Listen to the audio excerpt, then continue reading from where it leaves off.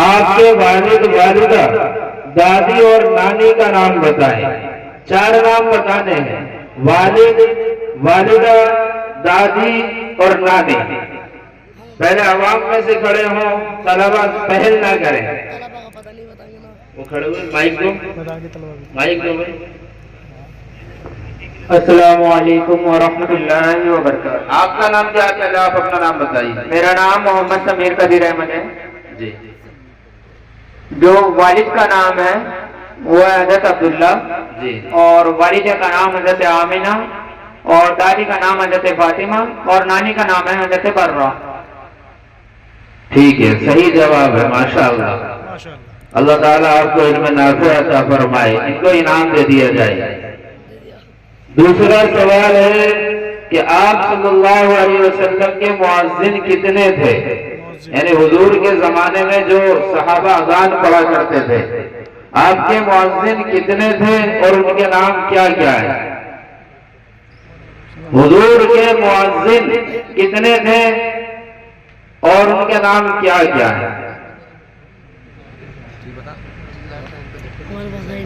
कोई जवाब? वो पीछे हाथ उठा रहे हैं, खड़े हो जाए अगर जवाब देना चाहते हैं तो। कई सारे हम बताने का उन्होंने हाथ किसी और वजह से उठाया था। कारी जैद साहब माशाअल्लाह खड़े हुए हैं, मदरसा अल्लुम के उस्ताद हैं। अस्सलामु अलैकुम व रहमतुल्लाह। वालेकुम अस्सलाम। हजरत बिलाल हबशी रज़ियल्लाहु ताला जी और हजरत अब्दुल्ला बिन मक्तूम रज़ियल्लाहु ताला। जवाब नहीं, सही नहीं है।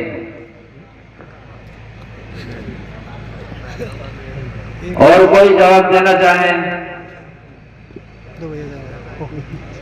चलिए अगला सवाल, इसका जवाब नहीं आया, हम आगे बताएंगे। अगला सवाल है, तीसरा सवाल, आप सल्लल्लाहु अलैहि वसल्लम के सरे मुबारक और दाढ़ी मुबारक में कितने बाल सफेद थे? हुजूर की पूरी दाढ़ी या पूरा सर सफेद नहीं हुआ था, कुछ बाल सफेद हुए थे, उनकी तादाद सीरत की किताबों में मौजूद है। तो हुजूर की दाढ़ी और सर में कितने बाल सफेद थे, ये आप बताइए।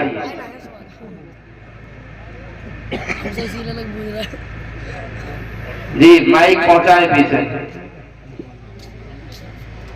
आप भी खड़े रहें, आप भी खड़े रहें। अगर वो उन्होंने जवाब नहीं दिया तो आपके पास माइक आएगा। अस्सलामु अलैकुम व रहमतुल्लाहि व बरकातुहू। वालेकुम अस्सलाम। आप नबी सल्लल्लाहु अलैहि वसल्लम के सर और दाढ़ी में सफेद बाल 20 थे।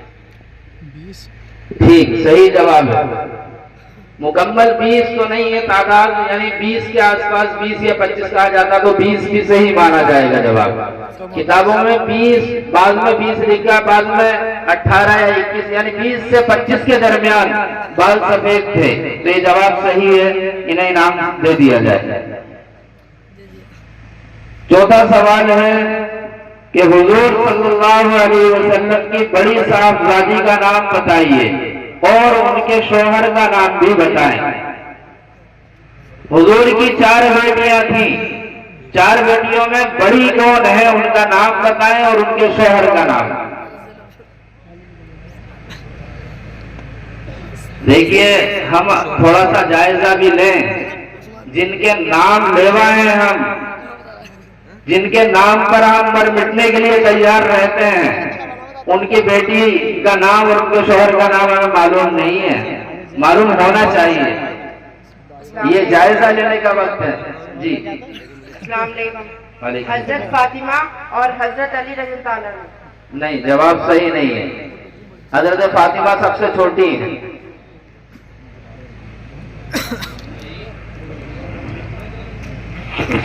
अच्छा जी जनाब आ गए।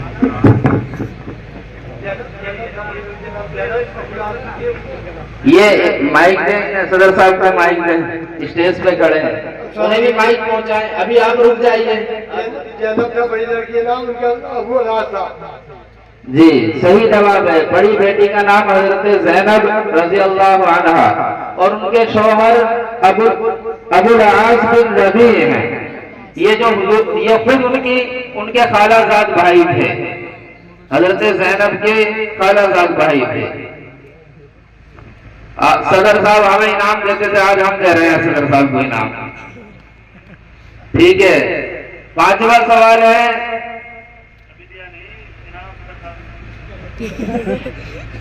हुजूर अकरम सल्लल्लाहु अलैहि वसल्लम की नमाज जनाजा किसने पढ़ाई?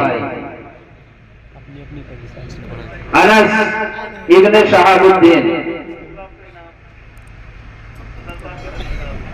जज़ाकल्लाहु अहसन जज़ा।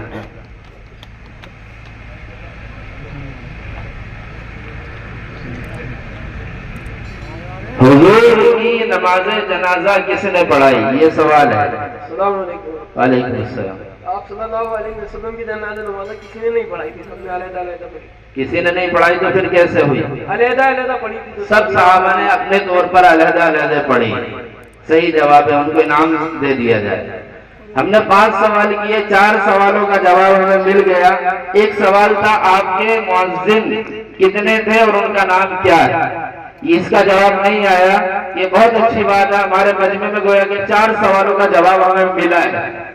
इस पर हम काबिल मुबारकबाद हैं, लेकिन हम में से हर एक अपने बारे में सोचे कि मुझे कितना याद था, और याद नहीं था तो आप कोशिश करेंगे हुजूर के खानदान, हुजूर की सीरत, मोटी मोटी बातें हमें मालूम होनी चाहिए। ये मोहब्बत का तकाजा है।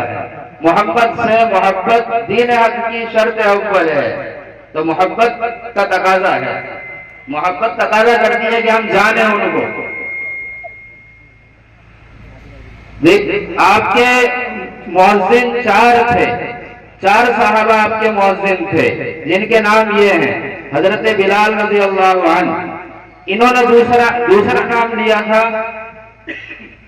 अब्दुल्ला इब्न उम्मे मक्तूम। तो अब्दुल्ला इब्न उम्मे मक्तूम ये मुअज्जिन नहीं है, इनके भाई अम्र इब्न उम्मे मक्तूम दूसरे मुअज्जिन हैं। तीसरे मुअज्जिन है हजरत अबू महज़ूरा रज़ी अल्लाह अन्हु, और चौथे मुअज्जिन है हजरत साद रज़ी अल्लाह अन्हु। 4 मुअज्जिन हैं। अब 5 सवाल सीरत से मुताल्लिक वो भी जल्दी कर लेते हैं क्योंकि वक्त बहुत कम है।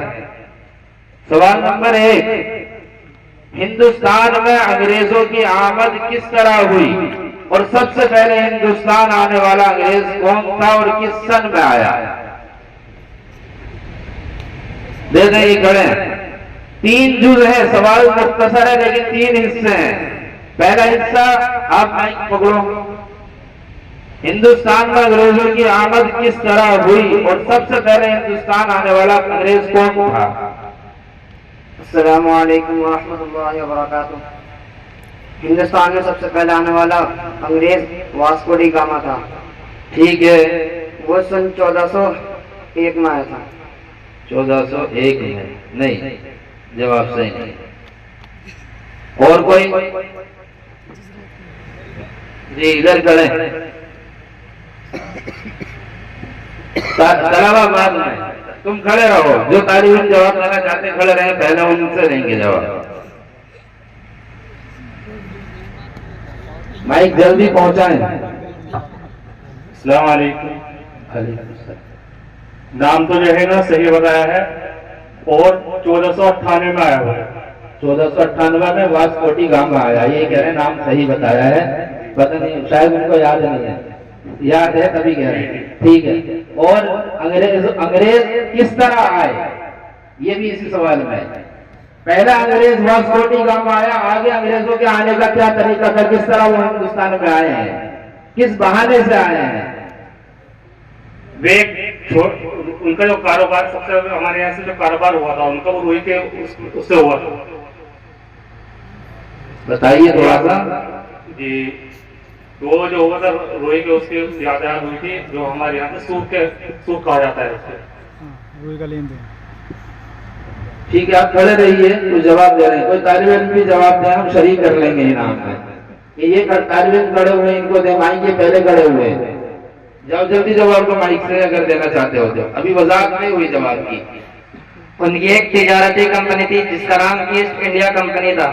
तो पहले उन्होंने आकर वो ईस्ट इंडिया कंपनी वो बनाई, और उसके बाद हल्के हल्के अपना तिजारती उससे अपने उसको अंग्रेज जो है और उनको हिंदुस्तान में लाते रहे। इस तरह ये शुरू हो गया अंग्रेज का। इन दोनों हजरात को इनाम दे दें अलग अलग किताब। हम दोनों हजरात को इनाम दे रहे हैं। देखिए सबसे पहले वास्कोटी गामा 1498 में आया, उसने अंग्रेजों को बताया इस मुल्क के बारे में। फिर उसके बाद अंग्रेज यहाँ ताजिर बनकर आए और उन्होंने आकर के एक कंपनी बनाई, ईस्ट इंडिया कंपनी। उनका मकसद शुरू में जाहिर उन्होंने तिजारत की, लेकिन उनका मकसद हुकूमत करना था और धीरे धीरे वो यहाँ हुकूमत के मालिक बन गए, जो इन्होंने बताया। दूसरा सवाल है, हिंदुस्तान का पहला मुस्लिम बादशाह कौन था? हिंदुस्तान का पहला मुसलमान बादशाह कौन था? अच्छा अनस खड़े हैं, जो खड़े हैं उन्हें माइक दे। मोहम्मद बिन कासिम। नहीं, जवाब सही नहीं है।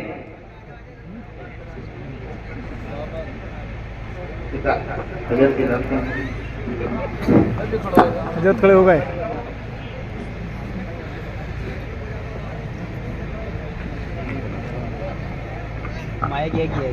अस्सलाम वालेकुम। वालेकुम अस्सलाम। कुतुबुद्दीन ऐबक। जवाब सही है, कुतुबुद्दीन ऐबक। जवाब सही है। बताइए कैसे गलत है? मुस्लिम बादशाह मोहम्मद बिन कासिम ने यहाँ बादशाह कायम नहीं की है। उसी पे से एलार थे मोहम्मद बिन जी, महमूद गजनबी ने हुकूमत कायम नहीं की है। आए हैं, यहाँ की बगावत को कुचलकर वापस चले गए हैं। यहाँ जो हुकूमत कायम की है शहाबुद्दीन गोरी ने कायम की है और वो अपना नाइब कुतुबुद्दीन ऐबक को बनाकर गए हैं, इसलिए पहला बादशाह कुतुबुद्दीन ऐबक है। सवाल नंबर 3, हिंदुस्तान के मुस्लिम हुक्मरानों में सबसे ज्यादा नेक और सालेह कौन से बादशाह हुए? हिंदुस्तान में बहुत से मुसलमान बादशाह हुए हैं, लेकिन सबसे मशहूर जो नेक मुत्तकी परहेजगार बादशाह है उनका नाम बताएं। औरंगजेब। भाई इधर भी माइक पे खड़े, ये वाला माइक दे दो, या आगे आगे के जवाब दे दें इस माइक पे। डॉक्टर साहब बता रहे हैं। जल्दी आ जाओ, मतलब माइक उधर पहुंच गया। अस्सलाम वालेकुम जी, औरंगजेब रहमतुल्लाहि अलैह। जवाब हो गया। आपसे कह रहे थे जल्दी आ जाओ, हो गया। उनको वो इनाम के मुस्तहिक है। ठीक है, उन्हें नाम दे दें। सवाल नंबर 4, तहरीक रेशमी रुमाल के बानी और मुहर्रिक कौन थे और उस तहरीक को तहरीक रेशमी रुमाल क्यों कहा गया? हिंदुस्तान की आजादी में बहुत बड़ा किरदार अदा करने वाली एक तहरीक है, तहरीक रेशमी रुमाल। वो अगर कामयाब हो जाती तो यहाँ का नक्शा ही कुछ और होता। यार पानी कहाँ मिला? तो सवाल है कि तहरीक रेशमी रुमाल के बानी और मुहर्रिक कौन थे? अस्सलाम वालेकुम।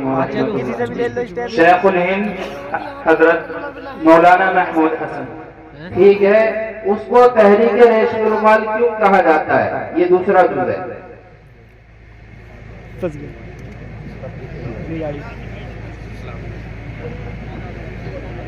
अस्सलाम वालेकुम व रहमतुल्लाहि व बरकातहू। हम उस्ताद मोहतरम हजरत मौलाना का दिल की गहराइयों के साथ पुरजोर इस्तकबाल करते हैं। हजरत स्टेज पर तशरीफ ला चुके हैं।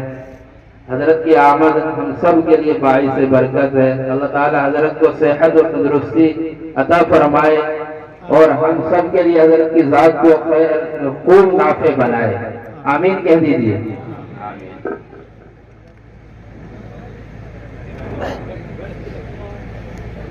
चौथा सवाल ये, तहरीक रेशमी रुमाल को रेशमी रुमाल क्यों कहा गया? ये नाम क्यों दिया गया? अस्सलाम वालेकुम रहमतुल्लाह। जी, इसको रेशमी रुमाल इसलिए कहा जाता है कि उस वक्त जो खतूत लिखे गए थे वो कपड़ा रेशमी था, इसलिए इसको रेशमी रुमाल तहरीक कहा गया है। बानी कौन है? हज़रत शेखुल हिंद रहमतुल्लाह अलैह बानी हैं। जी, ये सही जवाब हुआ। यानी तहरीक रेशमी रुमाल इसीलिए कहा गया कि जो राज अंग्रेज हुकूमत को पकड़े गए थे, जो राज फाश हुए थे, जो खत लिखे गए थे, वो जिस कपड़े पर लिखे गए थे वो रेशमी था, इसलिए तहरीक रेशमी रुमाल इसका नाम पड़ गया। सवाल नंबर 5, हिंदुस्तान में कुल कितने सूबे हैं? हिंदुस्तान के स्टेट सूबे कितने हैं? माइक पहुंचाएं खड़े होने वालों के पास जल्दी। तो बता दो डॉक्टर साहब। 29 बता दें। 29 नहीं। और कोई बताए?